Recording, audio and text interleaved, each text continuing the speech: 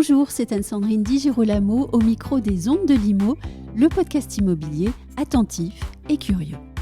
Nous sommes au cœur du Salon Rent aujourd'hui et j'accueille au micro Brice Cardy, qui est président du réseau L'Adresse, et Caroline Arnoux, directrice générale de CAFPI.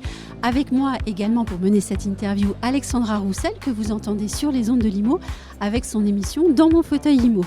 Alors la question que nous allons aborder ici est celle du tempo entre le marché de la transaction et le marché du crédit immobilier, avec, on l'espère, de nouvelles meilleures et puis aussi de belles embellies. Brice Cardy, bonjour. Bonjour. Caroline Arnoux, bonjour. Bonjour. Brice Cardy, comment est-ce que le marché de la transaction se porte-t-il en ce dernier trimestre 2023 ? Alors le dernier trimestre, ça va être compliqué d'en parler parce qu'il vient juste de démarrer. Oui. Mais on va dire que... Alors je ne sais pas ce que vous... Alors pardon, je parlais depuis la rentrée. On va se débrouiller. Oui. Alors je sais pas ce qu'on dit, mes homologues, mais néanmoins concurrents. Mais je pense qu'on est dans une période où, pour faciliter celles et ceux qui s'intéressent à ce qui se passe sur le marché, pour qu'on gagne du temps, je pense qu'il faut parler des bons chiffres. Oui. Nous, le réseau L'Adresse a perdu un peu plus de 20% de volume de vente au premier semestre. Je n'ai pas encore les chiffres du second parce qu'il n'est pas terminé. Malheureusement, je pense que ça ne sera pas beaucoup mieux que le premier. Ce qui aujourd'hui est intéressant à peut-être relever, c'est les disparités qu'on rencontre depuis la période post-confinement, où très franchement, les cartes ont été complètement rejouées, ou grâce au télétravail sur lequel certains s'accordent à dire qu'on a peut-être gagné 25 ou 30 ans par rapport à l'idée de réorganiser le télétravail. Alors, il y en a certains qui disent qu'on va revenir. Moi, je reste convaincu qu'on ne reviendra jamais dans l'ancien monde. Et je pense que la notion de marché, le fait que le marché soit grippé, c'est vraiment fait à deux vitesses. Oui. Ceux qui ont le plus souffert, ce sont ceux qui ont connu finalement deux choses. Les hausses de prix les plus importantes et là où l'immobilier est le plus cher, prix au mètre carré, où le moindre effort devient finalement plus compliqué à consentir quand vous avez un prix moyen à 500 000 euros plutôt qu'un prix moyen en deçà de 100 000 euros. Et aujourd'hui, on a le sentiment que ça y est, tout le monde est un petit peu au même diapason. On avait deux poids, deux mesures au niveau du marché. Donc nous, on est à moins 20%, mais pour être tout à fait transparent sur les périodes, sur les secteurs sur lesquels on constate ce que je viens de vous dire, on a des décrochages parfois qui vont jusqu'à moins 40, même moins 45%. C'est une moyenne, oui. Voilà. On retourne à finalement une normalité, quelque part. Normalité. Quand je dis normalité, c'est qu'à un moment donné, le marché était arrivé à un tel niveau en termes de hausse de prix, à un tel niveau en termes de baisse des taux d'intérêt. C'est ça qui n'était pas normal, quelque part. Je suis d'accord. Caroline Arnoux. Ouais, je partage complètement. On était sur un marché au niveau des taux de crédit qui était complètement anormal, autour de 1%, avec des liquidités gratuites qui coulaient à flot. Donc ça, c'était pas normal. Ce qui a vraiment grippé et fait un peu un électrochoc dans le domaine du financement du crédit, de l'immobilier notamment, c'est cette hausse des taux consécutive pendant 19 mois. Oui. De parfois 20 centièmes, je crois que c'est 20 centièmes tous les mois.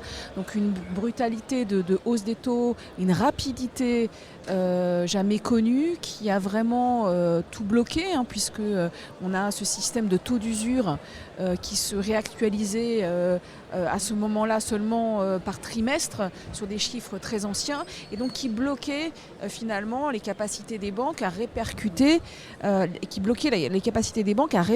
cette hausse de taux en permanence tous les mois. Donc un assèchement, les banques se sont dit on arrête de distribuer des crédits à des marges négatives, on ne va pas faire de marge, on a des coûts de refinancement qui explosent, et donc on a eu des banques qui ont arrêté complètement de faire du crédit, des grandes banques nationales. Mais alors justement, la question, Caroline Arnoux, est-ce que ce marché du crédit immobilier qui s'est complètement gelé, il est en train quand même de se redynamiser ? On a entendu quelques bonnes nouvelles dernièrement. Oui, on a des bonnes nouvelles. Alors, la bonne nouvelle, la première, c'est que la BCE a arrêté d'augmenter ses taux. Donc c'est bien les taux de la BCE et cette hausse de taux qui vise à ralentir l'inflation, et cette hausse de taux qui entraîne mécaniquement les hausses des taux de crédit immobilier. Donc là, la BCE a décidé de faire une pause pour pas aussi gripper toute la croissance de la zone euro. Donc ça, c'est une bonne nouvelle. Et depuis cet été, depuis le mois d'août et début septembre, on a des banques qui nous disent qu'elles peuvent refaire de la marge sur les crédits. Donc ça, c'est une bonne nouvelle. Si la banque peut faire de la marge sur les crédits, ça veut dire qu'elle a plus d'impétence à prêter. Et donc là, toutes les banques son revenu sur la distribution de crédit. Donc ça, c'est vraiment une très bonne... réouvrir les robinets. Elle réouvre les robinets, c'est une bonne nouvelle. Et la bonne nouvelle aussi, c'est qu'on va avoir à nouveau de la concurrence. C'est-à-dire que les mois derniers, le sujet n'était pas de négocier un taux ou d'avoir un bon taux pour faire son crédit. Le sujet était d'avoir un crédit. Je pense qu'il faut quand même voir qu'on était dans une situation complètement ubuesque. On ne pouvait pas avoir de crédit. Même des très très bons dossiers parfois pouvaient être toqués. Là, les banques réouvrent le crédit, recommencent à faire des marges et on va rentrer dans une nouvelle concurrence, un marché concurrentiel sur des taux. Et certains banquiers m'ont dit les banques qui ne vont pas être au rendez-vous sur des bons niveaux de taux de crédit vont se voir piquer des parts de marché. Donc, là, on est sur un paradigme plus positif. Mais alors justement, en 2023, on a constaté, d'un côté que le marché du crédit immobilier s'était rétréci, que par conséquence, le marché de la transaction s'est étendu. Ma question, c'est celle-ci, est-ce que vous pensez que les deux marchés vont réussir maintenant à accorder leur tempo dans les mois à venir? Et cela, bien sûr, dans l'intérêt des Français qui veulent encore pouvoir concrétiser un projet immobilier. Brice Cardy. C'est tout l'enjeu qu'on est en train de vivre. Ce que je disais tout à l'heure préalablement, c'est que finalement, on sort d'un marché dynamique, dit facile, on va être très clair, on a connu un marché facile. Trop facile. Depuis quoi 7 ans, 8 ans On ne va pas se raconter d'histoire, on fait un métier où c'est un métier qui, rappelons-le, est un métier où on est payé qu'au résultat, où finalement les critères d'embauche par rapport aux conditions, même quand on est salarié, ne sont pas forcément exorbitantes, avec un marché de l'emploi aujourd'hui, et tant mieux pour les jeunes et les moins jeunes, qui s'est vachement détendu, donc hyper compliqué d'arriver à séduire finalement des collaborateurs. Bref, clairement, depuis 8 ans, et même dans un réseau comme le nôtre, si on s'amuse vraiment à regarder dans notre propre réseau, parmi nos équipes, quels sont celles et ceux qui ont connu un marché difficile, finalement vous avez peu. Donc c'est le profil des seniors finalement qui revient, et tant mieux pour eux, et les autres, et c'est là qu'il faut être agile. Il faut se réadapter. C'est exactement ça. De toute façon, tout l'enjeu, et puis tout le principe de l'humanité, des flux migratoires qu'il y a eu, etc., c'est les populations qui ont su s'adapter plus vite que d'autres. Donc aujourd'hui, c'est l'enjeu qui prend tout son sens, qui plus est sur ce magnifique salon qui pour moi est l'écrin de la profession, et d'être capable de mettre du digital et du numérique, pas à la place d'eux, mais à côté de l'humain, pour pouvoir mieux organiser les plannings de nos collaborateurs, pour qu'ils puissent consacrer quelque chose qu'on a clairement identifié pendant le confinement. Les Français veulent qu'on leur accorde du temps. Mais alors, est-ce que vous allez me permettre de poser cette question peut-être un peu choquante? C'est qu'il y a de bonnes nouvelles en fait quand on vous écoute. D'un côté, il y a des gens qui vont travailler, et de l'autre, il y a des gens qui quand même ont compris qu'il fallait aussi épargner pour séduire les banques. Oui, alors épargner. Avoir un bon dossier, travailler son dossier. Travailler son dossier, avoir un bon dossier, c'est encore plus vrai quand vous avez des taux à 1 et que vous allez essayer d'aller voir une banque à droite, à gauche pour grappiller quelques centièmes. C'est pas le même sujet. Oui, c'est ça. Là, les banques choisissent quand même leur dossier. Il faut un travail de fond. Et maintenant, nous, on voit des barèmes bancaires. Vous avez parfois un point de différence. Nous, on a des barèmes bancaires qui arrivent chez nous à 5%, il y a des barèmes qui arrivent à 4,20%. Donc finalement, l'emprunteur, aujourd'hui, il a intérêt à comparer, mais je pense que ça, c'est vrai pour toute la consommation. Comparer, préparer son dossier bancaire, réfléchir au bien qu'il veut acquérir aussi. Moi, je dis aujourd'hui, alors les conditions sont revenues pas normales, mais améliorées sur le crédit. Les taux sont à 4,5%. On va peut-être atterrir à 5% au printemps, mais ensuite on va avoir une décrue et on pourra renégocier son crédit. Il y aura une stagnation, ça veut dire que ça ne va pas être exponentiel. Là, on va s'arrêter à quoi? Des 5-6% non. À fin 2024? Non, je pense que maximum à 5%. Je lisais l'interview de Christine Lagarde dans la Tribune. Elle dit qu'elle va maintenir les taux à ce niveau suffisamment longtemps pour que l'inflation arrive à 2%. Donc ça veut dire qu'elle n'est pas dans une logique. D'ailleurs, il n'y a pas eu de hausse des taux le mois dernier. Là, les taux continuent un peu à progresser, mais seulement, je dirais, de 10 centièmes par mois, alors que les 18 mois précédents, on était sur 20 centièmes. Donc on est vraiment sur un atterrissage au niveau des taux. Et moi, je dis aujourd'hui, l'immobilier, ça reste la meilleure valeur refuge et le meilleur épargne qu'il soit. Donc achetez votre logement, peut-être prévoyez une pièce en moins, soyez peut-être moins exigeant dans un premier temps, mais même pour les primo-accédants, s'ils le peuvent, achetez votre logement, vous renégocierez vos taux, vous revendrez dans des bonnes conditions. Je ne pense pas que le marché de l'immobilier va s'effondrer en termes de prix. Non. Donc, je pense que là, les conditions sont réunies. Il faut un petit peu aussi d'optimisme. Je pense qu'on a été un peu choqués pendant cette période de d'effondrement. Et il faut revenir avec de la crise, avec de l'inflation, avec les prix, avec les banques qui ne prêtent plus, avec la tension géopolitique. Donc je pense qu'il y a beaucoup aussi de psychologie dans ce marché de l'immobilier. Ça touche les gens finalement dans leur intimité parce que le logement, c'est leur principale préoccupation. Donc il faut vraiment réinsuffler un petit peu d'optimisme dans tout ça. Brice, vous vouliez réagir? Non, il faut rester optimiste, mais moi en plus, je pense que c'est plutôt une qualité qui me caractérise, mais il faut quand même constater que c'est quand même... Oui, c'est la... On va pas se raconter l'histoire. Attendez, il faut arrêter.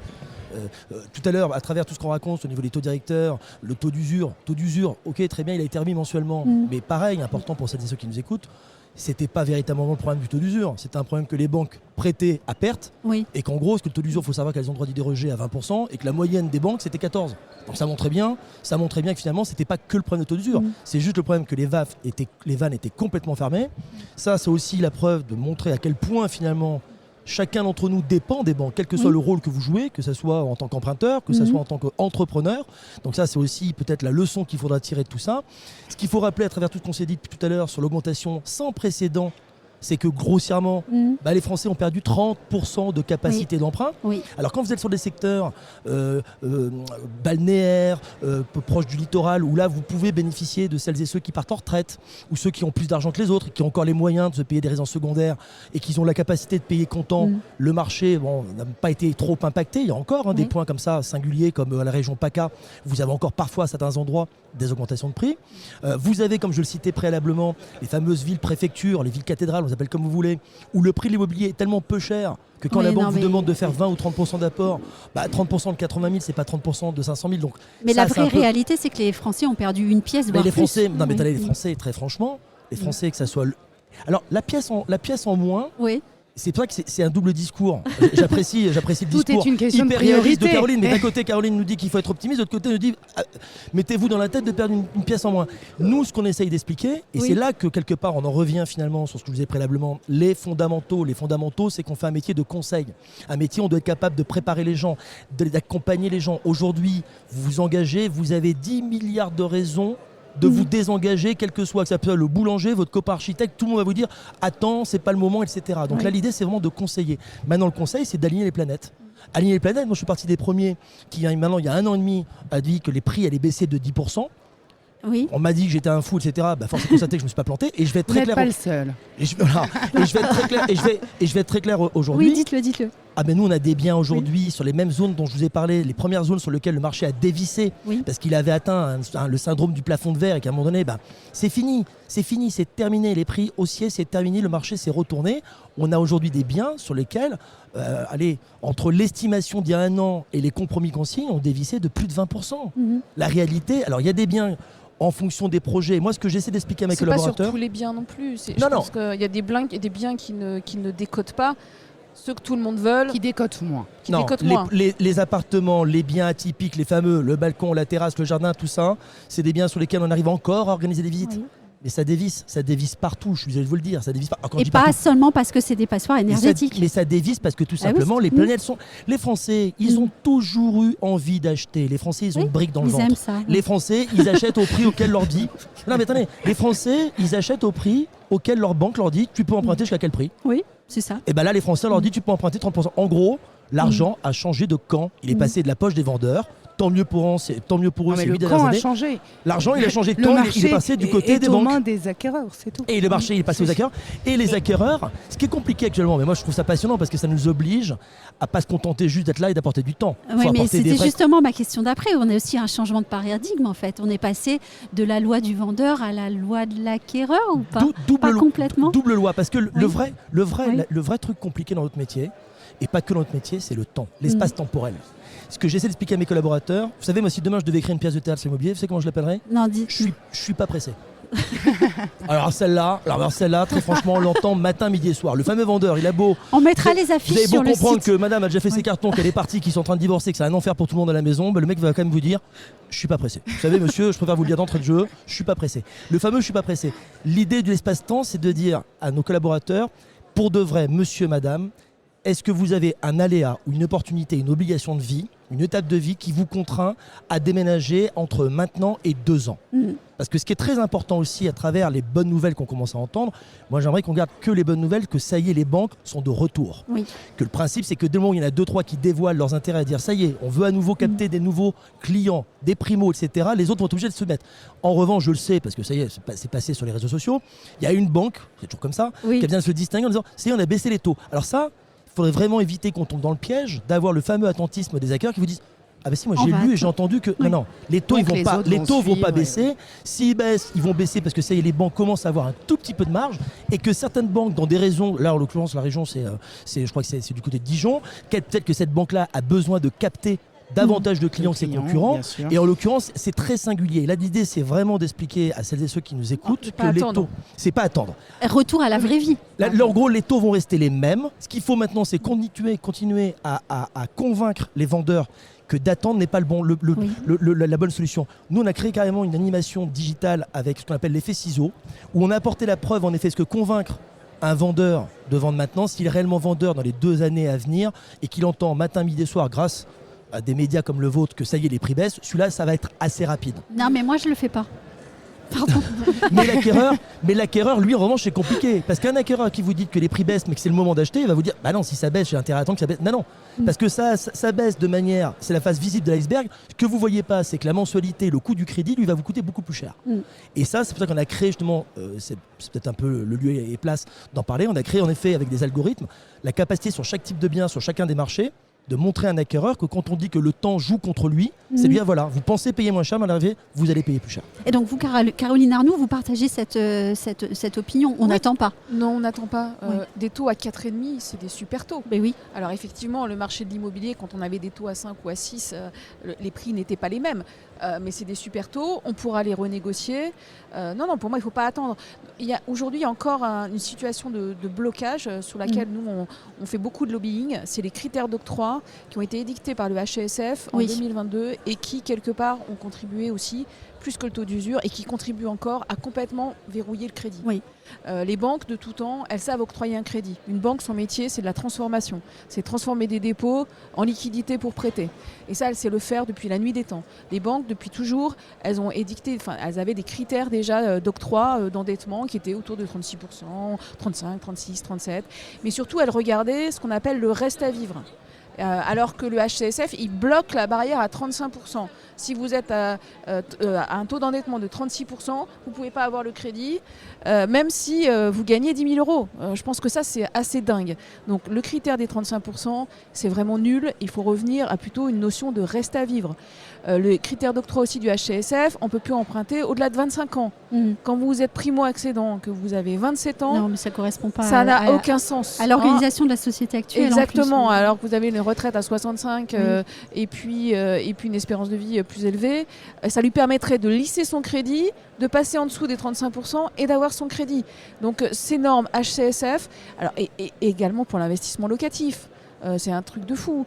L'investissement locatif, avant on avait le calcul différentiel, ce qui fait que vous faisiez un différentiel entre le prix de votre crédit et la location et rentrait seulement dans vos charges les 200 € qui étaient le différentiel entre ce que ça vous coûtait ou pas. Ça a été aussi balayé par le HCSF. Donc les critères d'octroi et le HCSF, pour nous, on va voir, il y a une réunion début décembre, il y a beaucoup de pression de certains députés pour faire sauter ces critères d'octroi. Et on espère que ça sera la dernière digue qui nous permettra de retrouver des conditions vraiment plus acceptables pour le crédit. Vous avez parlé de bon dossier bancaire tout à l'heure. C'est quoi un bon dossier bancaire ? Alors un bon dossier bancaire, évidemment, on a tous à l'esprit des dimensions patrimoniales, mais ça ne représente pas la majorité de la société française. Alors là, je vais parler pour les courtiers. C'est extrêmement important de préparer son dossier quand vous voulez acheter un bien immobilier. Et ça veut dire quoi ? Préparer son compte. nettoyer son compte bancaire, qu'il n'y ait pas des petits incidents, que tout soit bien propre et lisible pour un banquier qui va analyser. Parce qu'évidemment, vu que on a moins de liquidité, on va choisir les bons clients. Donc les bons clients, en clair, si vous êtes à découvert les 6 derniers mois, les signaux sont au rouge. Donc exactement, retravaillez votre compte, c'est facile. Faites-vous accompagner. Évitez d'être, si vous l'êtes, faites une petite pause de 3 mois, d'être joueur de poker en ligne. Mais c'est exactement ça. C'est exactement ça. C'est préparer son dossier. C'est pas mon cas, je vois sourire, c'est pas mon cas. C'est préparer son dossier, c'est essayer aussi de grappiller de l'apport. Alors, c'est pas possible pour tout le monde, mais les parents, les donations, parce que les banques demandent vraiment pas mal d'apports. Nous, on a regardé sur... Ça existe, les prêts familiaux. Les prêts familiaux, exactement. Donc, 20% d'apport en ce moment qui est demandé pour faire un prêt, c'est énorme. On a connu des années où... Alors ça, Caroline, si je peux me permettre de vous interrompre, la notion de 20% d'apport, pareil, pour que les choses soient parfaitement claires pour ceux qui nous écoutent, c'est pas juste pour embêter les gens, c'est que les banques anticipent un marché baissier. Non mais clairement, les banques, elles prennent des garanties. Moi, je vous donne mon sentiment. Les banques, parce que là on parle de 20%, sur certains types de biens ou certains types de profils, ça va être 30. Les 30, c'est pas qu'ils veulent pas.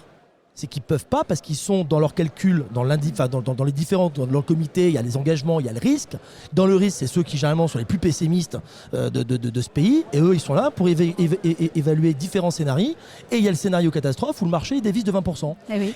Voire plus. Et si c'est le cas et qu'un aléa de la vie, comme un divorce, une mutation et qui contraint de vendre dans les 2 années et qu'à ce moment-là le marché est au plus bas, la banque elle fait comment? Donc ça c'est pareil, c'est pour juste... Après ça peut être aussi un réflexe de gestion en bon père de famille aussi, on peut le voir comme ça. Ouais, ça permet aussi de réduire le montant de l'endettement et demande aussi des matelas un petit peu supplémentaires. Juste sur la notion du risque. Les critères HCSF, ils ont été pondus par la Banque de France pour dire attention, il y a beaucoup trop de crédits immobiliers, beaucoup trop d'immobilier, les Français vont surendetter, ça va être catastrophique, tout va s'écrouler. Hop, critères HCSF, comme ça on réduit le surendettement. Christine Lagarde encore aujourd'hui dans la tribune, attention au risque de surendettement. La Banque de France a produit des chiffres. Il y a peu de propriétaires surendettés, non? 76% des dossiers de surendettement sont des locataires. Oui. Le surendettement est généré par le crédit conso, par le crédit renouvelable et non pas par le crédit immobilier. Donc ça, je pense qu'il faut le dire. Moi, je pense que ces critères d'octroi ont été mis en place pour freiner le marché. Effectivement, parce qu'il y avait une peur d'emballement, il y avait beaucoup d'achats, des prix de l'immobilier qui montaient, des crédits gratuits. Après, et voilà. Et si on freine le marché, on freine l'économie. Exactement. Ouais, mais c'est ce qu'ils voulaient. C'est l'inflation qui a complètement dévissé. L'objectif, c'est de 2%, on est monté jusqu'à 6 ou 7%. Et l'idée, c'est de dire, on ferme les vannes. Parce que là, on parle beaucoup d'immobilier, c'est un peu l'enjeu de ce salon. Mais ça marche pour les entreprises. Et c'est vrai que, limite, avec du recul, moi, je vois en tant que jeune, je peux le dire jeune, entrepreneur, limite aujourd'hui, quand on voit les taux qu'on pratique, parce que tout change. C'est vrai que quand vous rachetez une entreprise et qu'on ne vous prête plus à 2,5, on vous prête à 4,5 ou à 5, finalement, tous les ratios que vous avez en tête pour pouvoir amortir l'acquisition d'entreprise sur 7 ans, ça tient plus, il faut 2 ans de plus, mais les banques, elles ne prêtent pas sur 9 ans, elles prêtent sur 7 ans. Bref, et c'est là qu'on se dit, putain, mais limite, j'en ai pas assez profité. Mais c'est vrai qu'on sort d'une période de dingue, où finalement, l'argent, je dis pas qu'on nous le donnait, mais presque. On dit toujours, mince, j'aurais dû le faire avant, d'ailleurs. Et c'est peut-être ça aussi. Après, pour revenir sur le profil, donc il y a toutes les histoires de se débrouiller pour être pas à découvert sur les 3 derniers bulletins. Mais justement, moi, ma question, c'était celle-là. C'était, on nettoie son profil bancaire, mais quand on est vendeur, alors qu'est-ce qu'on fait avec les murs? Eh bien, on essaie d'écouter son agent immobilier en espérant en avoir un bon auprès de soi.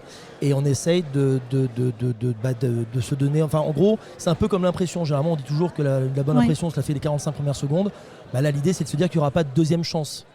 Et qu'au niveau timing, tout à l'heure, je surfais sur l'histoire des 20% d'apport, sur l'anticipation du marché qui va être un marché baissier. Je reviens sur le temps. J'ai vachement insisté là-dessus depuis plus d'1 an, 2 ans. Vendeurs et acquéreurs, ne jouez pas avec le temps. Le temps joue contre vous. Et je pense que quelqu'un, une fois de plus, sur le côté projection de projet à 2 ans, c'est de dire il vaut mieux avoir un tien que 2, tu l'auras. Et je pense même qu'un marché qu'on va étudier là d'ici la fin de l'année, qui sera plus le même l'année prochaine. Je pense qu'au niveau de ce qui vont sortir au niveau des réseaux, au niveau des chiffres des notaires et autres, vous allez voir qu'on va cesser finalement les disparités dont je vous parlais. Ça y est, tout le monde s'est mis maintenant au pas. Je reviens sur ma situation personnelle où j'ai plusieurs cabinets. Mes cabinets sont essentiellement à titre perso en région parisienne. Et j'en ai aussi en Normandie, j'en ai dans le Gard, j'en ai du côté de Toulouse. Et bien par exemple du côté de Nîmes, Nîmes, il y a encore quelques mois, on ne connaissait pas la crise. à Nîmes, les produits étaient rares. Donc quand généralement on rentrait à un bien rare, on le vendait tout de suite. Eh bien, on constate tout le temps les mêmes choses. Quand les délais se rallongent, les stocks s'accroît et la suite logique, c'est la baisse des prix. Et je pense qu'on va être tous à la même enseigne, sans vouloir jouer avec les mots, là, d'ici la fin de l'année, et que les chiffres et les comptes vont tomber l'année prochaine. Bon, moi j'ai une toute dernière question et après on se reverra l'année prochaine. Une question pas si simple que ça. En quelques mots, dites-moi comment vous envisagez 2024. Alors, sur le front des taux, alors évidemment, à ISO situation géopolitique évidemment, hors parce que là, nouvelle guerre ou drame comme ça. Mais ne parlons pas de crise, hein. C'était ça le mot. Il n'y a pas de crise. Il n'y a vraiment pas de crise. Il n'y a vraiment pas de crise, tout va bien. Non.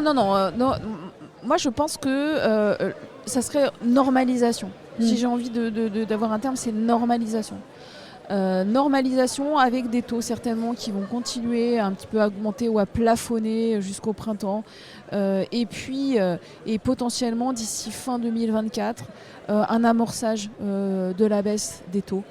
Voilà, si l'inflation et toutes les constantes économiques de l'inflation, de la croissance perdurent, on devrait avoir cet atterrissage au niveau des taux et finalement des banques qui reviennent plus normalement sur le crédit et un accès au crédit vraiment facilité. Donc moi je suis optimiste dans le sens où je pense que le pire en termes de financement, que le pire est vraiment derrière nous et que voilà, on va vraiment vers une normalisation du marché du financement. On a eu des bonnes nouvelles aussi sur la hausse des salaires, parce que quand il y a hausse de l'inflation, on a aussi la chance en France d'avoir des SMIC qui sont aussi indexés sur l'inflation, le salaire des cadres qui augmente un petit peu.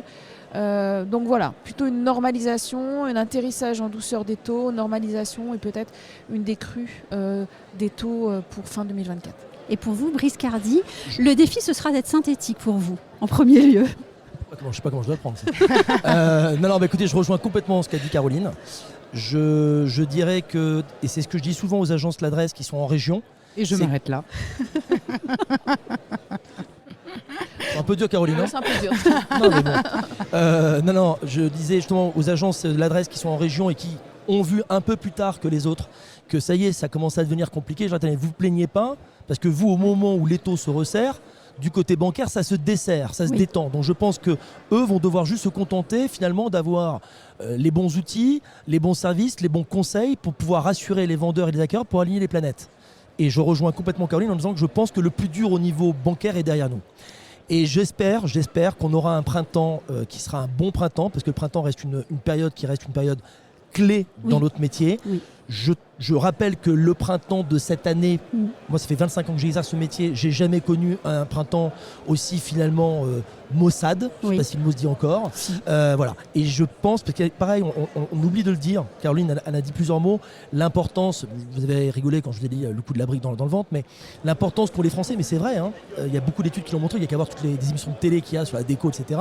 Les Français sont très attachés à être bien chez eux, et on oublie de dire qu'à travers ces 20% de transactions de moins, on parle de 200 000 de moins, peut-être même 300 d'ici quelques mois, c'est beaucoup de ménages qui, soit pour réaliser des moments heureux, comme l'arrivée d'un enfant, ou malheureusement l'inverse, des moments de séparation, où finalement on apprend à cohabiter, et cohabiter avec des enfants qui voient ce que c'est que de cohabiter avec des parents qui ne s'aiment plus. Enfin, je ne veux pas faire trop dans le... Non mais c'est vrai, et je vous assure je pense qu'il y a un syndrome d'embouteillage qu'on n'estime pas assez, et j'espère que ça va pouvoir se régler là à ce printemps. Donc moi j'espère, pour rester très optimiste, ça sera mon mot de la fin, qu'on va vivre une sorte de rattrapage au printemps 2024.